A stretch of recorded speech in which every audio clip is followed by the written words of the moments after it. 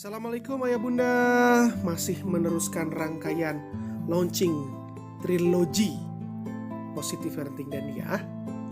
Nah, kemarin kita sudah mendengarkan narasumber-narasumber. Hari ini kita akan mendengarkan dari Teh Kiki Barkia. Silakan disimak. Ya, jazakumullah khair kepada tim Dandia, Dandi, Budia, karena saya juga diberikan kesempatan untuk bisa satu panel dengan guru-guru saya. Masya Allah, sudah rindukan untuk bisa bersilaturahim secara langsung, dan Allah menakdirkan melalui forum online ini. Walaupun sama mungkin seperti ayah tadi ada perasaan merasa tidak pede gitu ya untuk bisa bersanding dengan teman-teman yang lain, apalagi disebut sebagai pakar. Tapi sebagaimana pesan Budia kepada saya disuruh memberikan insight dari sisi ibu ya, yang mungkin juga tadi tidak terlalu banyak dibahas, dan alhamdulillah saya bisa mendapatkan insight dari sisi bapak juga, karena itu yang selama ini juga banyak sekali masuk dalam konseling atau curhat-curhat para ibu ya tentang pengasuhan. Jadi pertama saya mau mengucapkan barakallah atas ketiga buku yang sudah lama kita tunggu-tunggu. Coaching dan seminarnya ada di mana-mana. Ternyata Kang Dandi sama Teh Dia ini sedang bertapa untuk tiba-tiba ngeburu dulu mengeluarkan 3 buku sekaligus. Dan Masya Allah, ini buku yang saya tunggu-tunggu, karena terus terang saya sendiri sudah beberapa tahun ini menemani ya, bukan pakar, tapi saya mungkin lebih pada memposisikan diri sebagai teman-teman para orang tua, khususnya para emak-emak ya, para ibu. Dan selalu gitu berulang kasus demi kasus, yang salah satunya ternyata permasalahan terbesarnya ada pada ketiga buku ini. Kalau nggak mereka punya luka pengasuhan, kalau nggak mereka punya ayah yang tidak mengerti bagaimana seharusnya memerankan peran sebagai ayah, dan yang ketiga tentang ada banyak hal yang kemudian terlewatkan dalam pengasuhan gitu ya, yang itu juga dikolerasikan dengan kalau fitrah based education. Ternyata banyak hal gitu ya, untuk banyak hal yang kemudian terlewatkan sehingga apa yang dilakukan kepada anak-anak itu jauh dari fitrahnya. Dan kalau tadi Ustadz Hari mengatakan yang sudah sama Ustadz Hari itu sudah yang bagian coaching, artinya sudah bagian start, siap mulai gitu ya. Jadi kalau saya nih Teh Dia, saya posisi pada yang sering menunjukkan jalan. Oh, kamu ke Abah Rama kalau mau butuh tahu ini. Kamu kalau sudah siap ready silakan ikutin Ustadz Hari Santosa, atau kalau dia butuh waktu materi keayahan, saya sering ke Ayah Irwan, atau lagi partner ya di langkah kita sama Ustadz Betri ya. Jadi betul bahwa kita berkolaborasi ya di dalam dakwah ini Teh Dia, dan Allah itu tidak pernah memberikan kesempurnaan pada satu pihak, sehingga kita saling mengisi ruang-ruang. Jadi di sini Teh Dia dan Kang Dandi mengisi ruang-ruang yang sangat spesifik, yang mungkin kalau saya pada saat saya ditanya itu kemudian ternyata saya dapati bahwa ia memiliki luka pengasuhan atau inner child, mungkin saran saya sebatas sampai dengan menerima, mengikhlaskan, kemudian memaafkan. Tapi teknisnya seperti apa? Alhamdulillah sekarang sudah dipaparkan ya dengan sangat detail dalam buku Membasuh Luka Pengasuhan. Saya agak deg-degan juga Teh Dia, karena saya isi dulu kuesionernya, jangan-jangan saya punya luka pengasuhan. Ya, ternyata alhamdulillah setelah saya mengisi kuesionernya, saya hanya mencentang 5 dari puluhan ini. Jadi alhamdulillah ternyata saya baru bersyukur, ternyata meskipun orang tua saya tidak sempurna, meskipun ada kesan-kesan yang tetap ya mungkin terbawa sampai hari ini, yang kemudian menjadi inspirasi saya untuk perbaikan di masa yang lalu, ternyata kalau dalam kuesioner ini saya termasuk orang yang punya orang tua yang tidak memberikan saya luka pengasuhan gitu ya, alhamdulillah. Nah, jadi betul bahwa ada orang-orang yang sangat bisa tidak move on, dan itu sangat berpengaruh pada kehidupan di masa kini gitu ya. Bahkan bagaimana dia membangun relasi terhadap suami, bagaimana kemudian dia juga mendorong suaminya untuk menjadi seorang laki-laki, atau bagaimana dia menghadapi anak-anak, ternyata sangat dipengaruhi oleh masa kecil mereka. Dan kata melepas, memaafkan itu menjadi starting awal yang nampak sederhana tapi ternyata berarti bagi beberapa orang gitu. Sampai ada orang yang curhat sama saya tuh, saya cuma pengen orang tua saya minta maaf. Bayangkan sampai seperti itu Teh gitu ya. Iya. Artinya ketika orang tuanya belum meminta maaf, betapa banyak keburukan yang kemudian dia timbun, atau sesuatu yang seharusnya menjadi kesempatan dia untuk dikejar kemudian tidak dikejar gitu, hanya karena dia menunggu kata maaf gitu ya. Jadi mudah-mudahan paling tidak buku ini juga akan memotivasi kita ya untuk tidak melakukan luka pemasuhan yang sama, atau menjadi orang-orang yang kemudian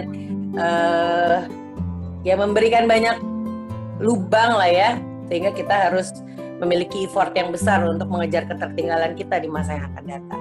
Baik, mungkin saya akan sedikit sharing salah satu materi saya tentang bagaimana pengelolaan emosi atau pengelolaan manajemen stres ya ketika seorang ibu itu menghadapi beban pengasuhan. Dan itu memang nanti ada erat kaitannya bahwa ketika saya mengajak ibu-ibu itu mengenali akar permasalahan, dan ternyata akar permasalahannya ada pada ketiga hal ini gitu ya. Kalau tidak dia membawa luka pengasuhan, kalau enggak anaknya keburu jauh ya dari fitrahnya, menyimpang dari fitrahnya karena banyak hal yang kemudian tertinggal, atau tadi ya masalahnya pada keayahan. Dan alhamdulillah karena memang menasehati ayah ini, kalau tadi bisa mendengar dari seminar Ayah Irwan itu kan memang tidak mudah ya berkomunikasi dengan ayah. Ayah itu pengennya simple, nggak mau kemudian dijustifikasi, nggak mau kemudian harga dirinya juga harus kita jaga pada saat kita menyampaikan sesuatu. Dan betul, untuk supaya bisa inside out, lebih baik kita menghadiahkan tema-tema keayahan ini, kalau nggak dalam bentuk mengajak dia berbicara dari pakarnya melalui seminar, follow YouTube misalnya, sekarang kan lagi pada rajin ya Ayah Irwan sama Ustadz Bentri ini tentang keayahan, atau kemudian kita bisa menghadiahkan buku ini gitu ya. Ya alhamdulillah ini yang mungkin saya nanti juga, sehingga saya bisa merekomendasikan untuk secara detail bagi teman-teman yang memiliki masalah ya dalam pengasuhan. Tadi Ayah berbicara tentang keberkahan itu jadi kunci awal ya, mau teori apapun kalau berkahnya tidak hilang, yang sudah hilang itu akan susah gitu ya untuk kita ciptakan, meskipun beragam teori yang kita dapatkan dari buku dan seminar sudah memenuhi isi kepala kita. Dan mungkin saya ingin sedikit menambahkan bahwa ya salah satu keberkahan yang Allah berikan juga dengan karunia kesabaran ya pada kita dalam menjalani semua proses, karena tanpa rasa sabar menjalani semua amanah atau tantangan ataupun ujian, rasanya semua teori juga akan luluh lantah begitu saja. Jadi saya ingin berbagi tentang bagaimana kita mengelola stres atau emosi kita ya, supaya kita bisa lebih memiliki performa yang fit gitu dalam menghadapi tantangan pengasuhan, karena tantangan ini akan selalu ada gitu ya. Dan nanti bagaimana kaitannya ketiga buku ini akan sangat membantu. Mangga Kang, selanjutnya slide yang selanjutnya. Jadi banyak sekali ya rumah tangga yang jadi seolah berjalan tidak sehat, sebenarnya berawal karena para ibu atau para orang tua yang sering merasa galau. Kalau tadi dikaitkan dengan pendidikan fitrah, sebenarnya kegalauan itu akan sangat terminimalisir kalau seseorang itu berada tetap ya di dalam fitrahnya dan betul-betul memahami setiap tahap perkembangan anak. Dan ketika saya mempelajari fitrah based education, sebenarnya banyak hal yang kemudian menjadi sangat terlihat sederhana dan simpel ya dalam pengasuhan anak. Otomatis ketika cara berpikir kita menjadi lebih fokus dan terarah, kita juga akan lebih meminimalisir kegalauan. Begitu juga ketika saya belajar banyak tentang talent mapping gitu ya, dan kemudian menegaskan diri sendiri tentang siapa sih diri saya sendiri. Jadi Abah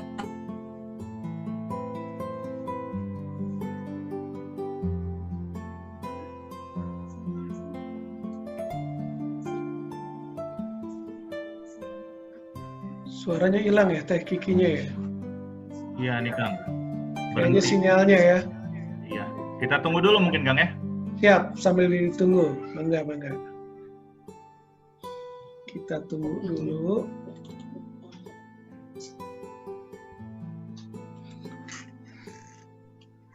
Oke. Tadi materinya insya Allah ya dikasih nanti aman. Di-share. Nanti insya Allah untuk ke teman-teman materi-materi di sini mohon izin juga ke Ayah Irwan ke Teh Kiki, ke Assalamualaikum warahmatullahi wabarakatuh. Afwan nih, nggak tahu nih apa jaringan saya keluar masuk. Silakan, Iya. silakan. Silakan Teh. Ya, Bisa. jadi tadi ya banyak hal yang kemudian merasa galau itu karena antara harapan sama kenyataan itu berbeda, antara keinginan dan kemampuan itu berbeda. Kemudian cara pandang kita melihat kenyataan juga ini sangat mempengaruhi, dan bagaimana cara kita mendefinisikan kebahagiaan. Dan masya Allah gitu, itu sangat terbantu mengurangi kegalauan ketika kita kembali kepada fitrah. Dan memang juga kalau dikaitkan dengan materinya Abah tadi, Abah Rama, itu banyak sekali orang tua yang dia tidak ya galau menjalani kehidupannya karena dia tidak sedang benar-benar mengetahui siapa dirinya dan berjalan di atas panggilan hidupnya. Begitu juga galau dalam menghadapi anak-anak gitu ya, ketika harapan dan kenyataan ini nggak sesuai. Kita mungkin punya harapan yang banyak terhadap anak-anak kalau mungkin kita tidak mengerti gitu ya tentang siapa anak kita dan bagaimana potensi sesungguhnya yang Allah anugerahkan kepada mereka. Dan itu kegalauan-kegalauan itu tentu akan bisa kita minimalisir ketika kita tahu ilmunya. Dan memang saya sangat mengakui bahwa orang-orang yang masih punya start yang belum selesai ini tentang luka pengasuhan atau bermasalah dengan fatheringnya, atau misalnya bermasalah dengan hal-hal yang terlewatkan di masa-masa kecil ini, agak susah move on untuk hidup dalam kondisi yang mungkin lebih berpikir besar, dengan mimpi-mimpi besar, dengan visi-visi besar. Kalau saya perhatikan saja misalnya follower Ustadz Hari atau teman-teman yang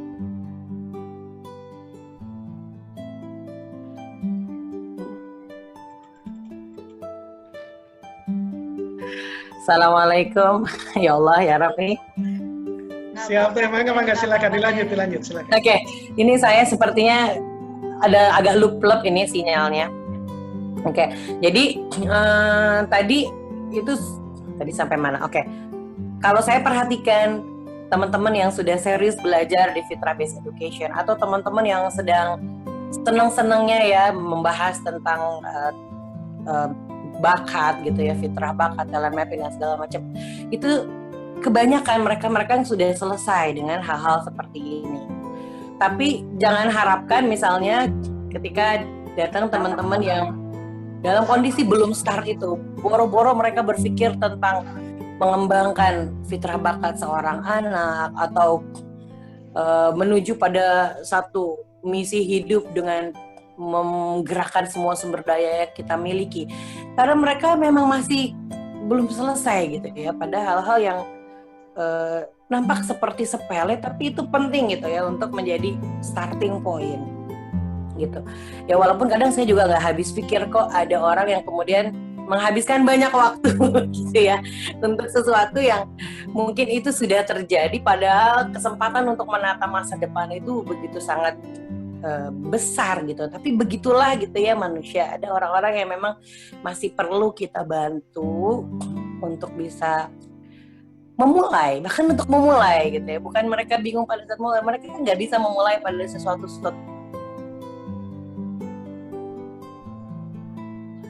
Oke, sambil menunggu Teh Kiki reconnect, dan ini insya Allah untuk bahan-bahan ini akan dibagikan di grupnya ya. Jadi ada grup Telegram dan juga ada grup WhatsApp. Nanti kami akan bagikan di sana. Tadi yang Teh Kiki cerita tentang bagaimana memulai, sebenarnya Teh Kiki pun sempat kaget karena kemarin beliau Teh Kiki mengikuti juga workshop anger management. Kang Dandi, sebentar saya izin 3 menit untuk coba switch wifi ini, yang ini kayaknya loop-loop, saya harus ganti. Sebentar aja Kang ya. Silakan. Teh. Jadi kemarin itu Teh Kiki juga ikutan bareng ke workshop kami tentang anger management. Yaitu di situ Teh Kiki langsung melihat ternyata setiap orang punya start yang berbeda-beda. Hal-hal yang diungkapkan di situ Teh Kiki, loh saya itu udah selesai, udah kapan-kapan, ternyata ada yang belum selesai. Ya itulah, setiap orang, perjalanan orang beda-beda, startnya beda-beda, penghayatan orang pun berbeda-beda. Gitu. Jadi ya tidak mencaci itu, silahkan. Tapi mari kita mulai mengambil langkah untuk membenahinya seperti apa. Dan langkah pertama inilah yang butuh keberanian. Gitu. Langkah ini yang butuh keberanian, butuh effort lebih gitu ya Bu Diah ya. Betul. Gitu. Jadi 3 buku ini pun sengaja kami buat itu adalah untuk mengajak para ayah, para bunda untuk yuk mari gitu kita benahi. Ini Teh Kiki yang sudah ada. Silakan Teh Kiki, silakan. Masih di mute Teh Kiki. Oke, Assalamualaikum warahmatullahi wabarakatuh. Anda sudah ganti wifi ini di rumah tuh wifi itu sampai berapa biji nih karena harus online terus. Jadi kalau satu lop pindah ke lop yang lain. Ya, mangga. Di next Kang punten di next ininya. Yang ini? Next aja.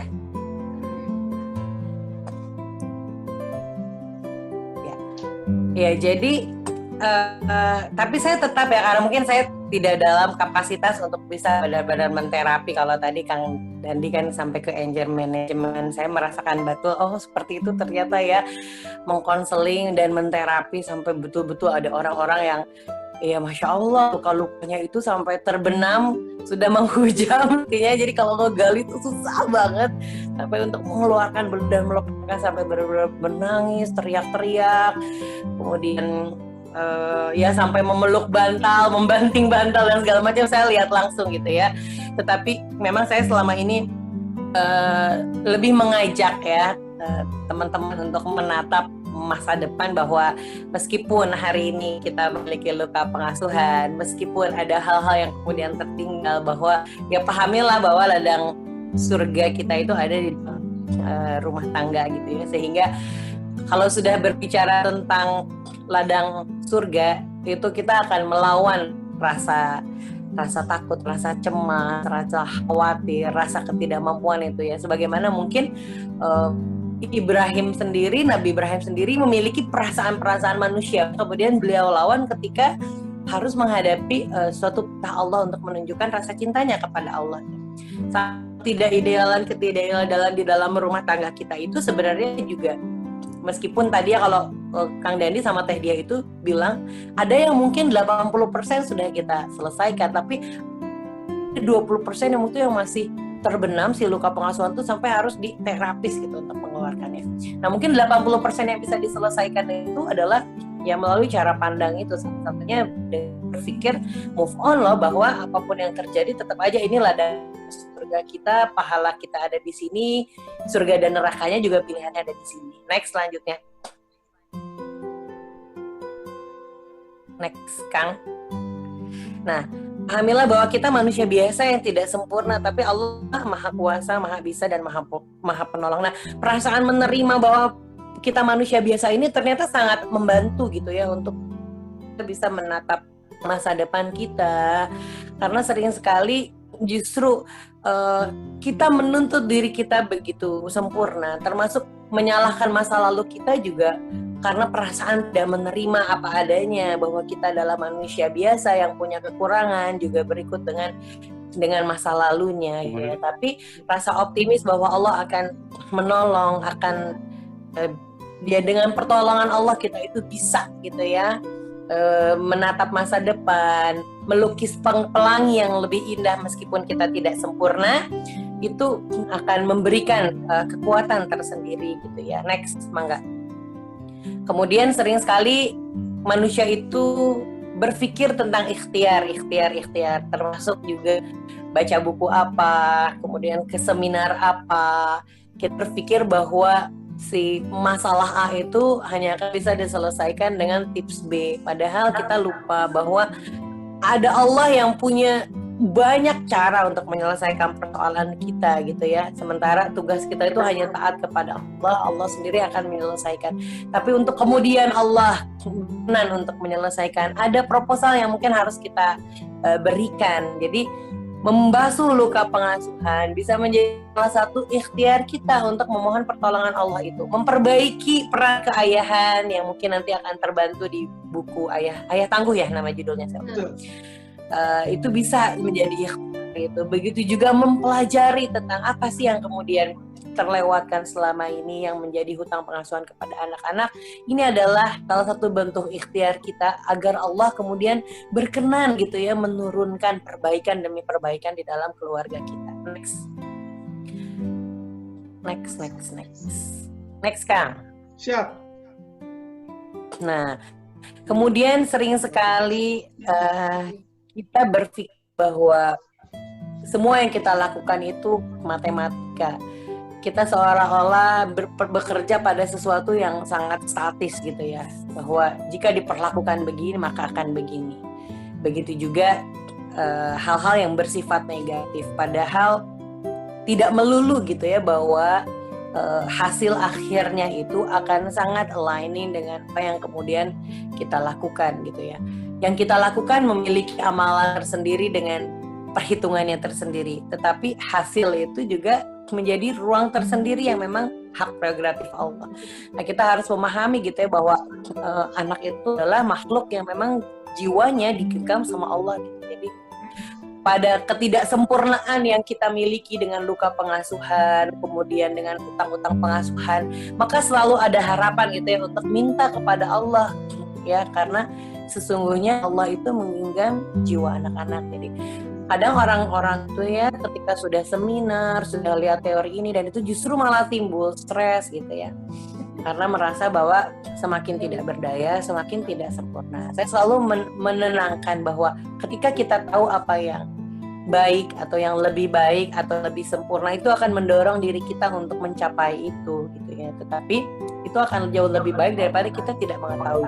Tapi jangan kemudian apa yang baik, apa yang lebih baik, apa yang lebih sempurna itu mendorong kita justru semakin kerdil gitu ya, semakin merasa tidak berdaya. Walaupun kalau saya lihat di buku membasuh luka pengasuhan itu, perasaan-perasaan semakin tidak berdaya, tidak berharga, kemudian melihat orang yang lebih hebat itu justru malah menyudutkan diri sendiri, bahkan orang-orang yang kemudian jadi mengorbankan diri, melakukan sesuatu di luar sesuatu yang dia mau, kemudian tertekan. Ternyata saya baru tahu bahwa itu berkaitan dengan luka-luka pengasuhan juga gitu ya. Jadi selalu ada optimis yang harus kita tumbuhkan, bahwa ada kurikulum Allah, ada sentuhan Allah di dalam rumah tangga kita, meskipun kita sendiri tetap harus gitu ya berikhtiar pada ranah kita. Next, selanjutnya Kang. Siap, silakan.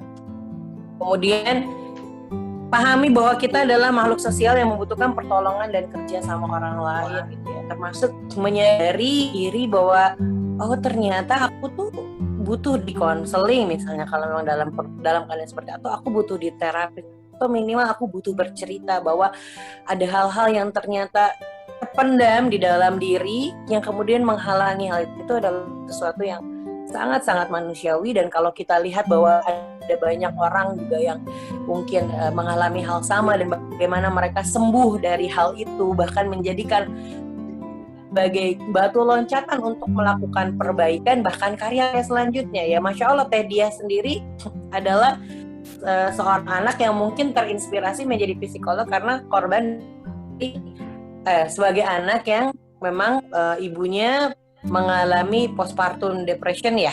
Betul. Sampai harus kemudian mendapatkan pendampingan dari psikiater gitu ya.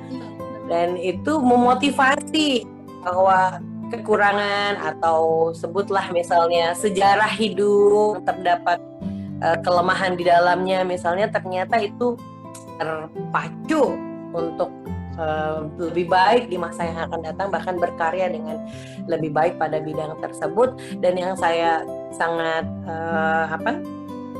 terkesan adalah bagaimana keluarga besar Budi ya pada saat itu bersedia gitu ya menerima bantuan orang lain, karena ada juga Bapak Ibu orang-orang yang kemudian tidak bisa move on dari masalahnya karena dia tidak mau menerima pertolongan atau kerja sama dengan orang lain, bahkan tidak mau mengakui bahwa dirinya itu sebenarnya menyimpan beberapa masalah yang harus diselesaikan. Next, selanjutnya.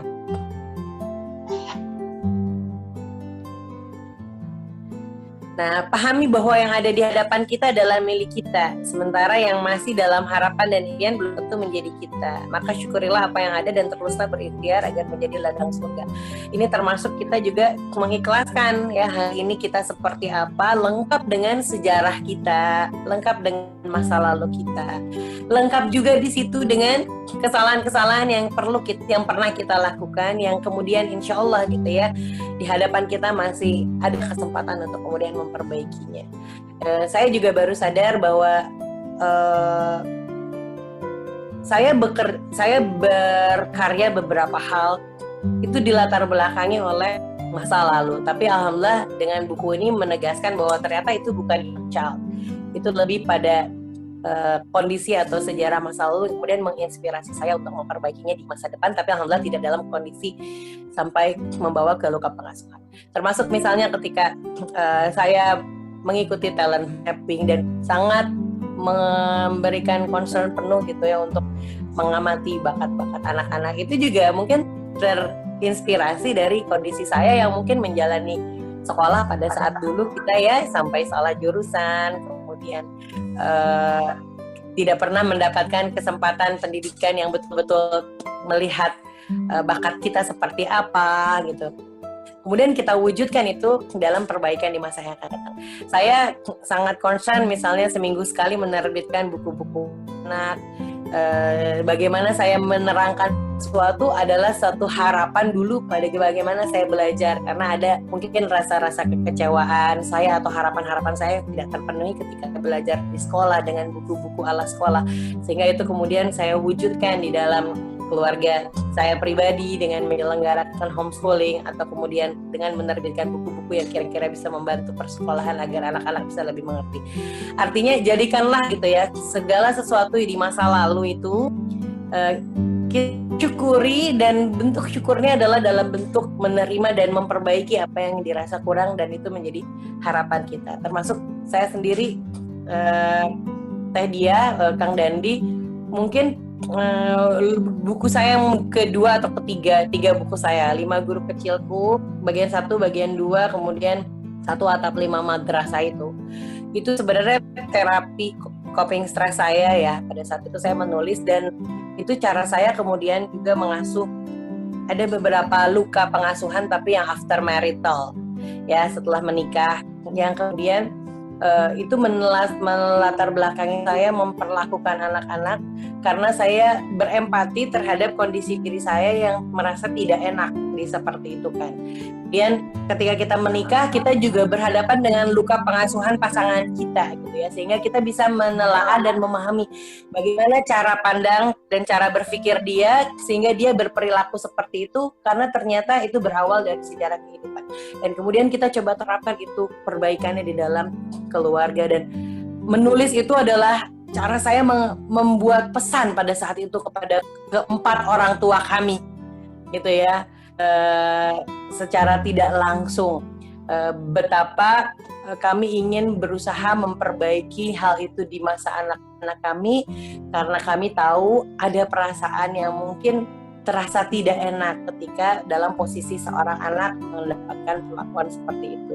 Kurang lebih mungkin karena terbatas waktu ya, saya mungkin memprolog seperti itu saja yang bisa saya sampaikan. Mudah-mudahan ketiga buku ini bisa kita hadiahkan kepada diri kita dan pasangan kita, terlebih kepada para ibu yang mungkin sering sekali ingin berbicara kepada suaminya tetapi tidak bisa mengungkapkan gitu ya, karena kadang ayah itu harus dikasih tahu sama laki-laki lagi atau harus dikasih tahu sama seseorang yang lebih ahli, sehingga kesadaran itu muncul dari dalam dirinya setelah mendapatkan inspirasi, bukan dengan dinasihati apalagi digurui oleh para istri.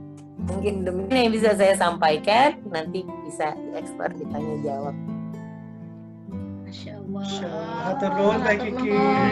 Hatur nuhun Teh Kiki. Selanjutnya saya akan membacakan pertanyaan. Sudah ada nih dari Ibu Wiwi.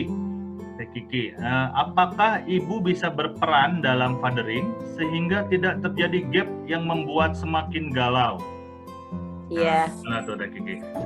Itu juga sebenarnya saya terpikirkan pada saat tadi Ayah Irwan itu berbicara. Apalagi kalau berhadapan dengan tipe suami yang ketika sudah di seminar, ayah ada saya mau yang simple aja gitu ya. Dan itu banyak sekali ayah. Itu masih mending ada yang masih mau ikutan seminar. Lebih banyak mah yang enggak. Saya tuh ya hampir setiap minggu ya saya seminar dalam 5 tahun ke belakang ini, dan selalu ibu-ibu yang lebih datang banyak gitu ya di seminar tersebut. Dan banyak sekali yang curhat itu permasalahannya adalah pada sisi ayah. Sampai saya membuatkan beberapa artikel yang kurang lebih saya terus-menerus saya share kalau misalnya ada yang sharing dakwah kepada suami. Sampai satu lagi artikel tentang ketika harapan akan perbaikan pasangan itu semakin menipis gitu ya, karena memang banyak sekali.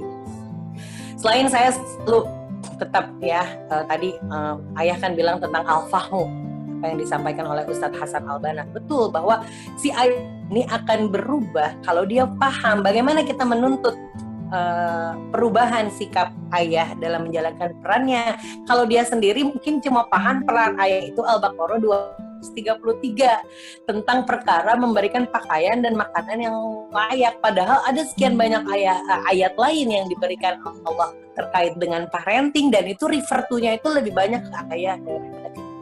Oke, taruhlah anggap dakwah kepada suami tetap jalan sambil kita kasih hadiah dari buku Kang Dandi sama Teh Dia nih, sudah ada supporting systemnya. Mau follow channel YouTube ya Irwan sama Ustadz Bendri, tinggal di follow aja. Nah, sambil kemudian kita sendiri tetap ikhtiar. Artinya begini, ketika kita tidak bisa berharap kepada orang lain, maka pengharapan kita kan hanya kepada Allah dan apa yang kita bisa ikhtiarkan dalam diri kita. Jadi saya selalu bilang, kalau rumah tangga surgawi, rumahku surgawi itu nggak mampu diwujudkan, jangan sampai kita kehilangan jiwaku surgaku. Artinya ketika kita nggak bisa berharap gitu ya untuk bersama-sama gitu ya mengarungi rumah tangga ini, nah kodanya itu kita bawa ke surga, atau minimal diri kita dan keturunan kita jangan sampai kemudian melakukan hal yang sama, jangan sampai terkorbankan. Makanya di artikel yang ketika suami tidak ketika harapan akan perbaikan suami itu semakin menipis, selain saya tetap memotivasi untuk berdakwah dan berdoa, saya selalu memotivasi para istri itu untuk fokus dalam melakukan perbaikan dari dirinya, kemudian mengkader bagaimana anak laki-lakinya itu tidak mengulangi kesalahan ayahnya, belajar dari kesalahan, kemudian bagaimana ya perbaikan ke depan anak-anak itu bisa mendapatkan pasangan yang mungkin lebih baik ya. Ketika kita sudah terus meningkatkan frekuensi, nah ruh itu kan akan ketemu ruh. Nah, sehingga anak-anak mudah-mudahan ketemu dengan ruh yang baik. Bisa jadi dulu kita ketemu sama ayahnya juga dalam kondisi satu frekuensi, tapi Allah kemudian menakdirkan kita mendapatkan kesempatan belajar sehingga hidayah menyapa kita lebih duluan, tapi menunda mungkin belum kena ke ayahnya. Sampai kapanpun kita tunggu dengan sabar akan muncul, tapi selagi menunggu jangan sampai kemudian kita menghilangkan sesuatu yang besar di mata kita, yaitu keturunan kita. Nah, jadi betul tadi kan gini, Ayah Irwan juga merekomendasikan sebelum coaching itu katanya ke istri dulu ya, karena itu masalah aib. Dan memang betul istri itu akan punya peranan besar untuk tadi berusaha paling tidak luka-luka lama itu bisa dibantu oleh kita, atau hal-hal yang kemudian terlewatkan dilakukan oleh mertua kita itu bisa kemudian sedikit banyak walaupun tidak semua dan sempurna kita bisa mengcover itu. Misalnya kurang kasih sayang, kurang perhatian, betapa banyak orang-orang yang kemudian jadi berubah ketika dia sudah menikah gitu ya. Ya mungkin kami berdua, saya dan suami juga orang-orang yang punya masa lalu. Kan anak saya yang sudah besar itu sudah bisa menilai bahwa ada hal-hal yang kemudian menjadi kekurangan kita itu terkadang secara tidak sadar dilatar belakangi oleh masalah. Makanya anak saya pernah bilang, oh I know why Bapak is quiet, katanya waktu itu. Karena memang adalah sejarah masa lalu yang membuat ayahnya anak-anak itu cenderung pendiam, bahkan kayaknya tidak jadi menikah kalau kemudian saya tidak gitu ya, karena saking diamnya gitu. Dan Masya Allah nikahan itu terlalu banyak mengubah gitu. Suami saya yang mungkin dengan segala sejarahnya itu sok pahit itu ternyata sekarang bisa menjadi pribadi yang hangat dengan anak-anak, bahkan hangat dengan keponakan, hangat kalau ketemu anak-anak gitu ya. Sesuatu yang mungkin saya juga tidak pernah membayangkan pertama kali, karena pada saat ketemu itu mungkin sangat kaku dengan segala sejarah masa lalunya. Artinya ternyata pernikahan, pertemuan dua insan itu bisa kok ya menjadi sarana untuk perbaikan itu, memperbaiki yang lama, mengisi yang bolong, menisik yang berlubang ya, menambal yang kemudian berlubang, menisik yang robek, sehingga kita bisa memperbaiki di masa lalu dan di masa yang akan datang. Dan memang butuh kualitas yang memang luar biasa. Jadi ketika berbicara soal LDR, nggak ada ayah secara fisik, kita bisa belajar dari Ibunda Hajar ya, bagaimana kekuatan dirinya juga ya, dengan berkah yang memang Allah berikan melalui kesalahan Nabi Ibrahim, itu mampu ya mengkadar seorang Ismail walaupun tidak 24 jam gitu bersama ayahnya. Tapi saya memang selalu bilang kalau pengen kualitas LDR-nya kayak Nabi Ibrahim dan Ibunda Hajar, itu si ayah itu solehnya juga harus dikatakan sedemikian, doanya itu dari jarak jauh itu mampu keberkahannya itu turun gitu ya ke keluarga yang ditinggalkan gitu, bahkan dalam kondisi di lembah tanpa sarana prasarana apapun. Ya seperti itulah, jadi ada banyak harapan ya yang tetap bisa dilakukan seorang istri, sebagaimana misalnya banyak ya contoh-contoh dari kisah Nabi yang mungkin ayahnya itu seorang yang kafir, tapi karena ibunya soleh tetap bisa mengkadar seseorang yang soleh. Dan ada juga yang kemudian contoh-contoh yang Allah berikan, anak-anak itu kemudian tidak soleh karena kondisi ibu yang juga tidak soleh. Jadi betapa peran ibu di sini sangat penting, apalagi 24 jam bersama anak-anak ya. Seperti tadi ayah bilang, bapak-bapak itu nggak bisa yang teknis terlalu detail, harus dikasih yang simple, detail pasti sama ibu. Maka selalu ada harapan ketika tidak ideal ayah itu belum bisa memerankan perannya, ibu bisa memerankan perannya untuk bisa minimal, tidak terlalu dalam kondisi yang sangat buruk gitu. Mangga Kang, aduh punten saya ini susah berhenti kalau udah ngomong. Teh Kiki hatur nuhun, luar biasa. Kita foto dulu ya. Kita foto dulu. Siap. Baik, Kita foto dulu. silakan senyuman terbaiknya. 1, 2. Oke, sebentar. Baik, sudah. Terima kasih Teh Kiki atas Teh Kiki pemaparannya. hatur Masya nuhun. Allah. Iya, sami-sami. Oke ayah bunda, demikian pemaparan dari Teh Kiki Barkiah. Semoga bermanfaat. Assalamualaikum warahmatullahi wabarakatuh.